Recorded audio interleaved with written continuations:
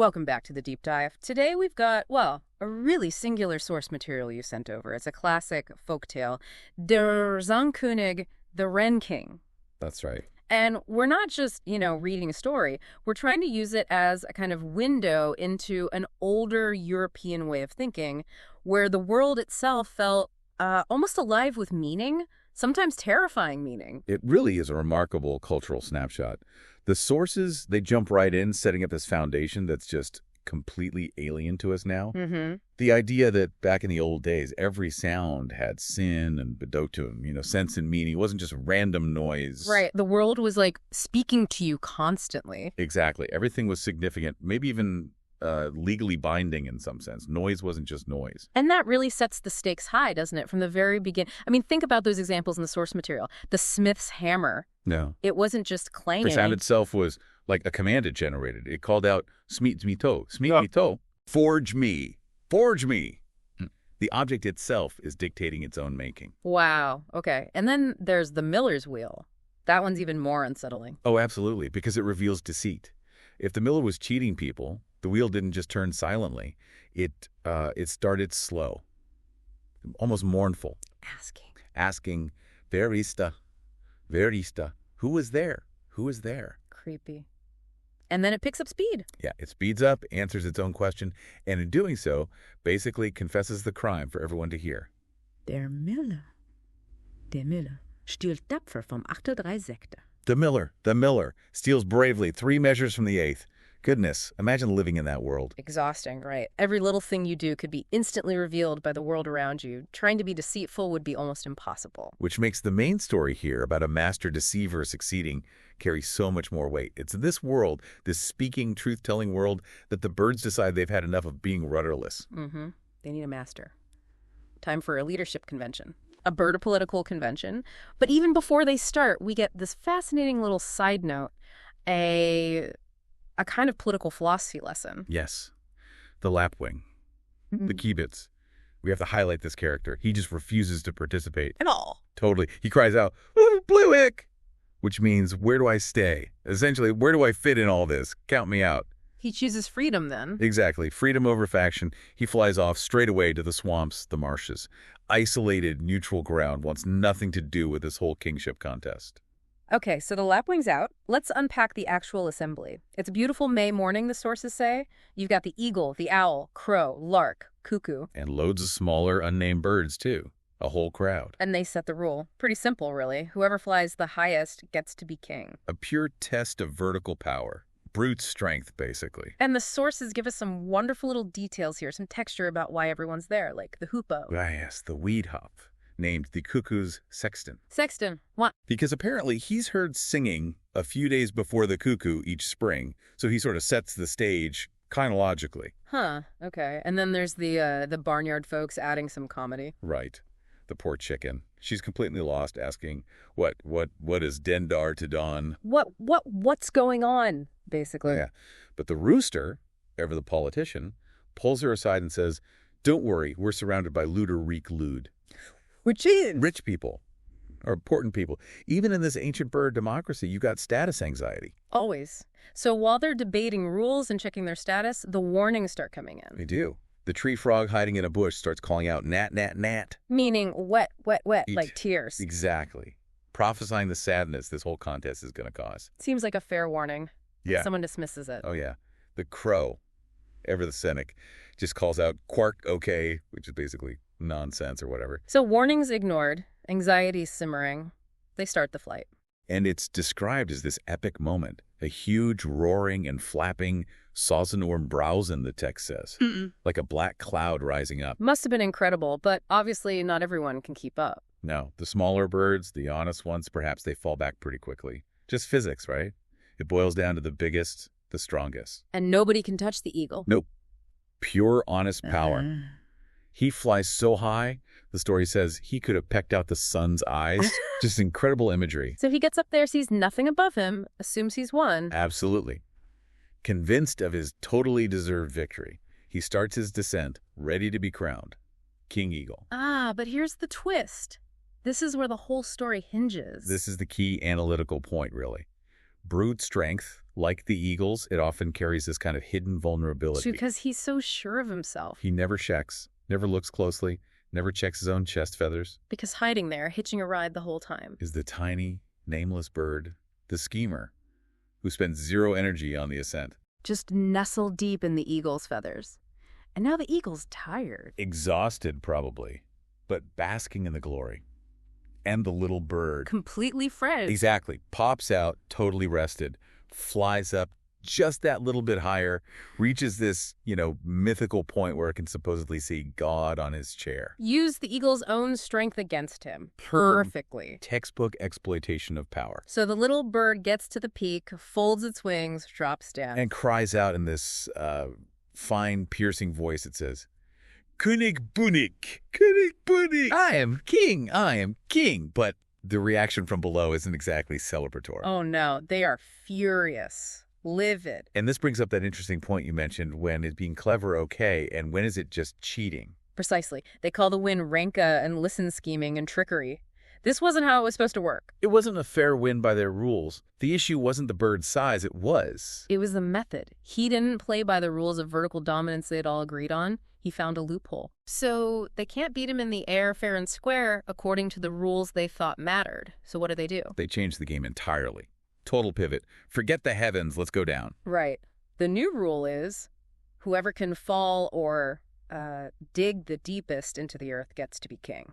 They're trying to reset the conditions, right? Trying to find a test where maybe brute force or different kind of skill like digging might actually win this time. It feels like an emotional reaction almost. Like, okay, flight is corrupt, let's try the opposite. Definitely. They were hoping maybe a huge belly flop or some frantic digging would restore what they saw as order. But the results? Oh boy. Pure chaos. Pure slapstick, basically. Let's run through the failures. It's quite something. Go on. Who goes first? The goose. Big bird, right. But for falling. Useless. Just flops down hard onto the ground with its big chest. Achieves nothing. Okay, goose out. Who's next? The rooster. The politician from earlier. Equally bad at this new task. He just sort of scratches frantically at the dirt for a second. Makes a tiny hole. Pathetic little hole. Proving that being important doesn't mean you can dig. Right. Status doesn't equal skill here. But the duck. The duck really takes the cake for failure. Oh, the duck. It's tragicomic. She tries to make a dive, jumps into a ditch, Then messes herself up. sprains her legs, and just waddles off, totally defeated, crying out, "Preacher work, preacher work." Now that word preacher work, it's not just nonsense, is it? It sounds deeper. It is, given the world they live in where things speak truth, calling the whole thing preacher work beggars work, maybe, but really, worthless, corrupted work. It's like a fundamental curse on the entire enterprise. It's saying this whole system is broken, only fit for the absolute lowest. It's the ultimate rejection. Wow. So while all the big important birds are failing spectacularly and cursing the contest, The little bird is watching, thinking, adapting, again, and finds a way around the strengths requirement. finds a solution that bypasses it completely. Sees a moiselaka mouse hole. Simple, Yeah. elegant, almost. Slips right down into it. Uses the existing environment, not his own muscles or digging power. And from down in the hole, König Bunig. for the second time, I am king. Okay, twice now. Beating them in the air, beating them, or rather in the ground, the bird parliament must be absolutely incandescent with rage. Complete fury. They will not ground him. No way. Instead, they decide on collective revenge. Which is Trap him. Block the mouse hole. Starve the little cheat out. Grimm. And they need a guard for this. Who do they pick? Ah, the choice of guard is crucial. They pick the owl, the Yule, tell it to watch the hole, and, don't mess this up. Your life depends on it. And the owl seems like the perfect choice, right? On paper, yes. Nocturnal, naturally vigilant, got those huge eyes that supposedly don't miss anything. This is their best shot. Their ace guard against this persistent, slippery cunning. There's always a but in these stories. Even the best system has limits. Exactly. And the limit here is just basic biology, which is kind of the moral of this whole section, I think. The sun goes down, the other birds are tired, they go off to sleep. But the owl has to stay awake all night. Right. And it tries. It comes up with a strategy to fight off exhaustion. It thinks, okay, I'll close one eye to rest it, but I'll keep the other one open, I'll alternate. Sounds logical. Maybe. It's a clever idea. But the genius of the tale is how it shows the failure isn't malice. It's not even really stupidity in the end. It's just fatigue, Simple psychological reality. So the owl does the one eye closed, one eye open thing for a while. Manages it for a bit, Yeah. and eventually it closes one eye, rests it, and then it forgot the other to open. Oh, no. Falls asleep, both eyes shut. Just for a moment, maybe, but that's all it takes. And that's why persistent adaptable cunning so often beats rigid, tired systems. Every single time. The small bird naturally sees its chance. Slips out, gone, into the night. Vanishes. Which brings us to the consequences. The fallout. The so what that, according to this folklore, literally reshapes the natural world. Because the owl doesn't just get told off. There are permanent repercussions. Oh, yeah. Its failure is made permanent. Existential, almost. First, the owl is basically banished to the night. Forever. Can't show its face during the day. If it does, the other birds are hindered. They chase it. They mob it. They harass it endlessly, constantly reminded of that one massive failure. Wow. And the second consequence? The shame gets transferred. The owl now hates mice. Despises them. Why? Because they make such a beaux illusion, such evil holes. The very type of hole that allowed the schemer to escape. Exactly. The owl blames the environment, blames the mice for its own lapse in vigilance. Okay, so the owl's punished. What about the little bird, the winner? The king. The king.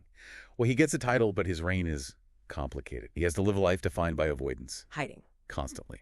Always fearful of being caught or maybe just reminded of how he won. He spends his days slipping around in hedges and fences. Yeah. Zaunkönig, the text calls them. So his kingdom is basically the inside of a hedge. Pretty much. It's a nominal reign. Defined entirely by mockery, really. He hides away, and it's only when he feels totally, completely safe. Then he dares. Then he might occasionally pipe up with his little claim, König bin ich. I am king of this fence line. And that's where the name comes from, because he hides in the fences, the Zaunkönig, clinging to the edges where his rule means nothing. The other birds mock him. Spot, the source says, out of mockery.